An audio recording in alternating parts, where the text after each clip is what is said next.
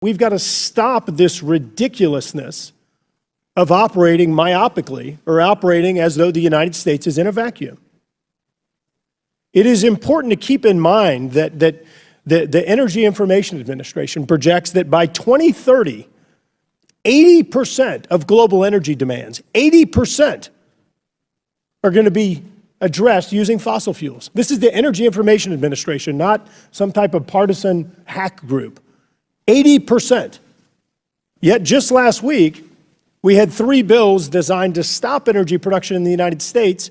Over the weekend, we have a tax in Saudi Arabia.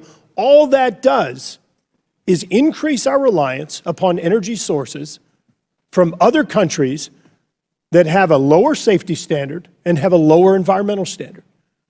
Records show, it is crystal clear, that when we import energy from other places, we actually increase the risk to the environment, increase the risk of spills than when we have domestic energy production.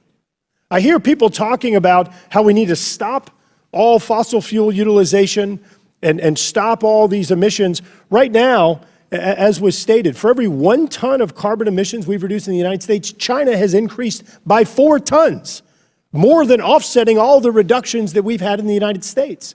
Moving forward, even under the Paris Accords that folks are sitting here giving accolades to and saying is a great idea, and I want to be clear, I support the U.S.'s target in the Paris Accords. I think that signing on to an agreement and agreeing to something that allows for China to come in and have a 50% increase, adding another 5 gigatons of greenhouse gas emissions annually by 2030 is inappropriate. It is moving in the wrong direction, not in the right direction. I also remain confounded reading letters like this one that says that we need to pressure the Organization of Petroleum Exporting Countries and Cooperating Countries to increase world oil supplies in order to lower prices at the pump.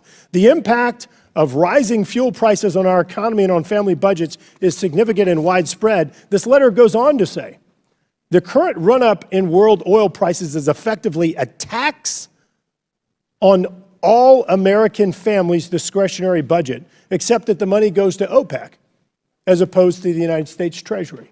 So let me say again, this letter is advocating for increased world oil production because prices are too high. Who do you think signed this letter? Who do you think signed this letter? Think about it for just a minute. Put a name in your head. This letter was sent by Senator Cantwell, Senator Menendez, Senator Chuck Schumer, and Senator Ed Markey just last year. I remain so confused by what it is that we're doing. What is our policy?